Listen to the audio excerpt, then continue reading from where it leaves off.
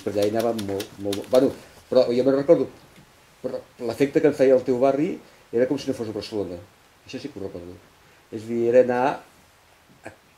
Alguna vegada, com que era una gent, dos germans, un germà i una germana que vivien allà, que feien de porters, insisteixo, de la fàbrica, i que a vegades m'agafen i se'm portaven, que eren molt macos, i m'ho passava molt amb ells, i estar allà uns dies. I era com si no estigués a Barcelona, no hi havia comunicació amb casa, no hi havia res, i semblava que era la Quinta Forca. És que per nosaltres també anar al centre de Barcelona també era gairebé la Quinta Forca.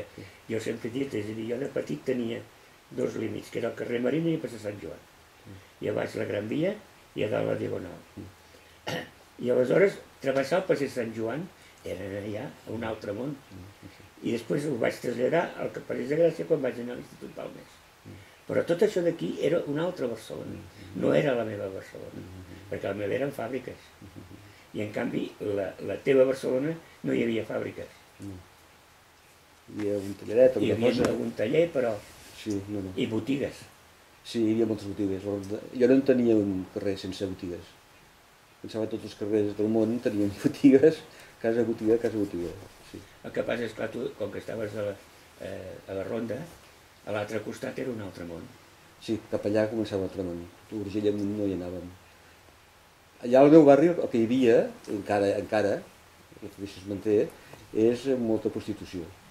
Hi havia a la dreta, a la plaça del Pes de la Palla, que mira, podríem parlar del Terenci en un determinat, la plaça del Pes de la Palla, que ell en parla molt sempre, allà hi havia, en un cantó, en una raconada, hi havia un meuler que es deia el Nido de Oro. I al meu carrer mateix, a la Ronda de Sant Antoni, que érem petits i no ens n'adonàvem, això, sempre ens deien, el compte amb no ficar-te d'aquest portal, no sé què, però no deien res més, no t'explicaven per què. Hi havia un lloc que llogaven vaixella per una comunió, que la gent que no en tenia gaire doncs anaven a llogar suposadament i després ho tornaven i pagaven el que havien de pagar pel lloguer. Però això era una façana, perquè la gent que entrava allà passava cap al darrere i es trobaven amb unes senyoretes. Però el més curiós del cas és que al damunt de la botiga, que era per dissimular el que hi havia allà al darrere, hi havia un rètol en vermell que posava Recreo. O traieu el Recreo o traieu la ceràmica i poseu els retrats de les senyoretes que hi ha dintre. I tu jugaves a futbol i totes aquestes coses, perquè allà hi havia espais suficients. El que passa és que només podíem jugar a futbol realment per Setmana Santa, perquè no corrien els tramvies. Ja. I llavors podíem sortir a baix, davant de casa, i jugàvem a la Cruïlla de Roger de Flor i Consell de Cent.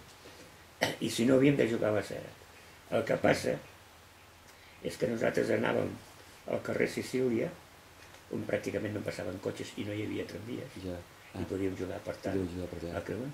I després a darrere, que ara hi ha unes cases que són, si no m'equivoco, de la Renfe, aleshores allà hi havia un descampat, que en dèiem a Cala Pepa. I llavors anàvem a jugar i jugàvem al descampat. Per tant, o jugàvem al descampat, o jugàvem al carrer Sicília, Consell de Cent, perquè no passaven tramvies. Però davant de casa no podíem perquè passaven tramvies. Però podíeu anar molt a prop i trobar un lloc, i en canvi nosaltres no. I als instituts vam fundar un partit, un equip, que es deia Cònsil. Cònsil? Perquè era Consell de Cent Sicília. Sabia que era Cònsil en anglès. Consell de Cent Sicília.